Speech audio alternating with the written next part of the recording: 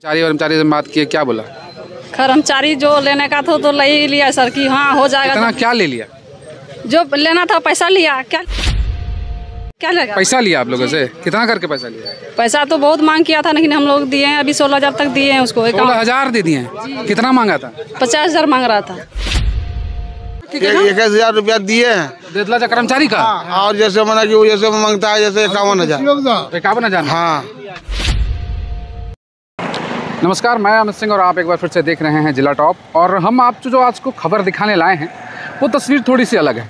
अमूमन किसी नेताओं का बड़ाई और नेताओं का गुणगान करने की मेरी आदत नहीं है। और पत्रकारिता धर्म यही कहता है कि उनकी कमियों को दिखाइए ताकि उन कमियों को वो पूरा कर सकें।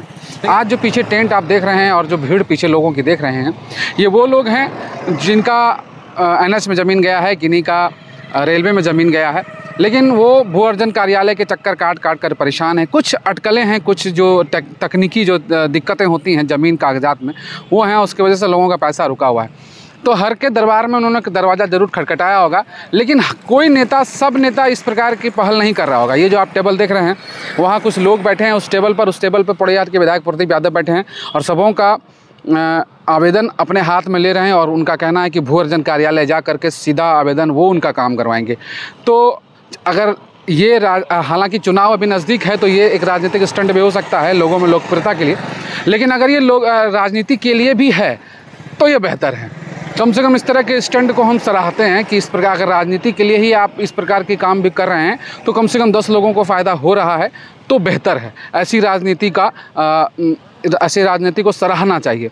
और हम लोग पीछे बहुत सारे संख्या में लोग पहुंच रहे हैं दूर दूर से, जिनको भी जानकारी हुई है कि कोई विधायक, कोई नेता मतलब बड़े पदाधिकारियों के पास जा कर के हमारी समस्या का बात करेगा। और बहुत सारे नेता हैं लेकिन आज तक इस प्रकार का पहल किसी ने नहीं किया होगा। तो ये बेहतर चीज़ है और हम बेहतर चीज़ों को दिखाने के लिए हमेशा आगे रहते हैं और इनकी कमी भी हम दिखाने के लिए सबसे आगे रहते हैं, चाहे वो कोई भी नेता हो। तो कहीं ना कहीं जब अच्छा कोई करे तो उसको दिखाना भी हमारा फ़र्ज़ होता है। आइए हम सीधा वहाँ ले चलते हैं और हम उनसे बात करवाते हैं कि क्या उनके दिमाग में आया और क्यों इस प्रकार का कैंप उन्होंने आज लगाया है। देखिए, एक दिन का मामला नहीं है। आप सबको पता है कि जब मैं गोड्डा रहता हूं तो बड़ी सहजता से, सुलभता से आम लोगों के लिए उपलब्ध रहता हूं। और आपने देखा होगा, जो सच भी है, कि रोज़ औसतन 150-200 लोगों से मिलता हूं।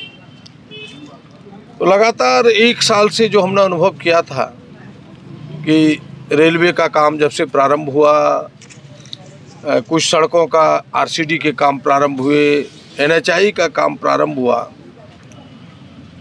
फिर अडानी के भी काम प्रारंभ हुए थे, तो ज़मीनें ली गई रैयतों की।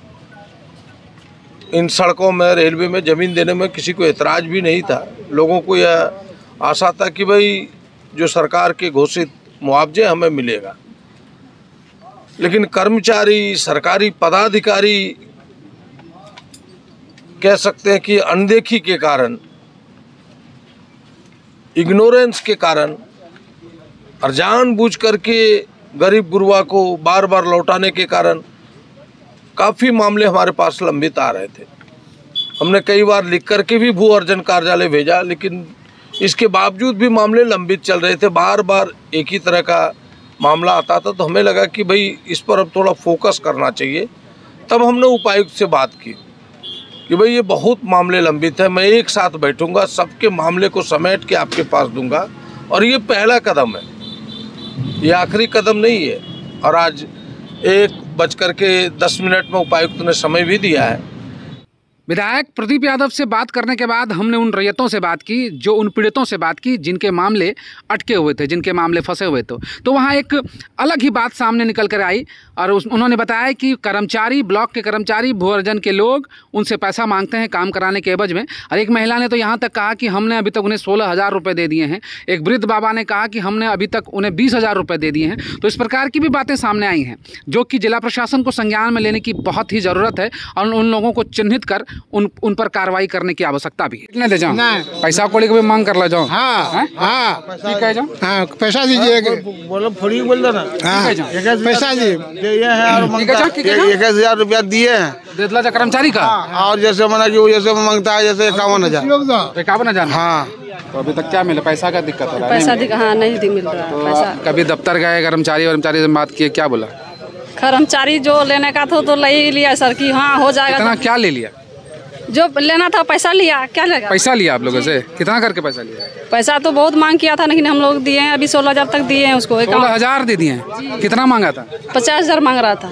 5 लाख आया है पैसा, उसमें 50,000 मांग रहा। हाँ 50,000 दो, जल्दी काम हो जाएगा आपका। इसी तरह करके अभी तक नहीं दिए तो नहीं हो पाया? नहीं, अभी 16,000 दिए हुए हैं, उसके बाद अटका हुआ है। उसका जो कर्मचारी का जो आगे पीछे होता है, उन लोग को फोन करते हैं तो बोलता है हाँ हो जाएगा हो जाएगा, अभी तक हुआ ही नहीं है। तो 16,000 कैश दिए थे कि फोन पे गूगल पे किए थे? नहीं, मतलब जो उसका अगल बगल जो रहता है ना, उसको कैश मतलब फोन पे दिए थे। फोन पे दिए थे जी, मोबाइल में अभी तक है ये मेरा है जी। ठीक, 1 मिनट दे अच्छा कीजिएगा, ऐसे खड़ा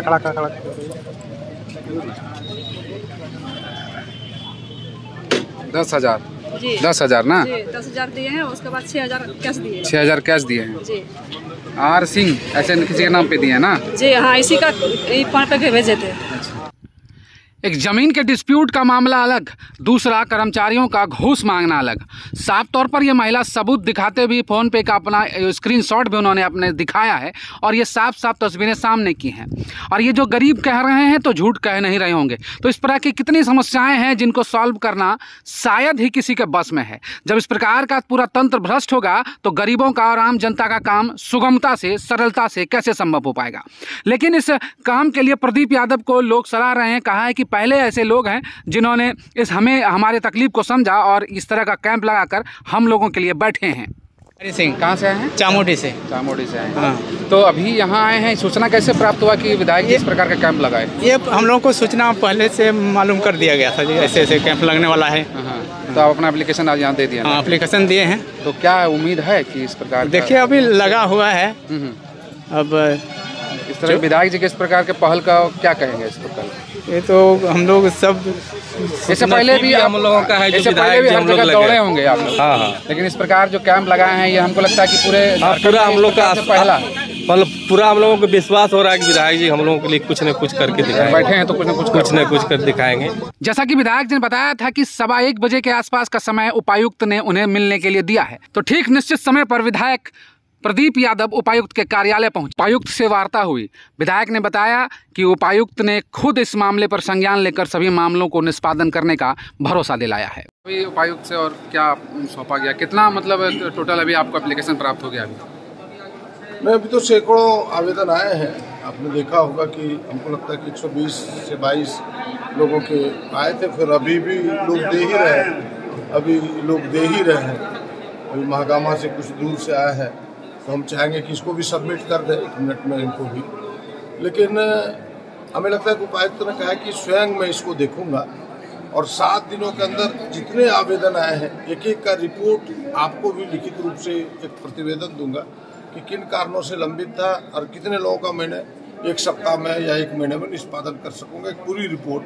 तो हमें लगता है कि उम्मीद है कि जो मामले लंबित है अधिकांश मामलों का समाधान हो जाएगा। कुछ डिस्प्यूटेड मामले होंगे, जो कोर्ट के मामले होंगे या वंशावली या कुछ दिक्कतें होगी, वही मामले लंबित रह पाएंगे।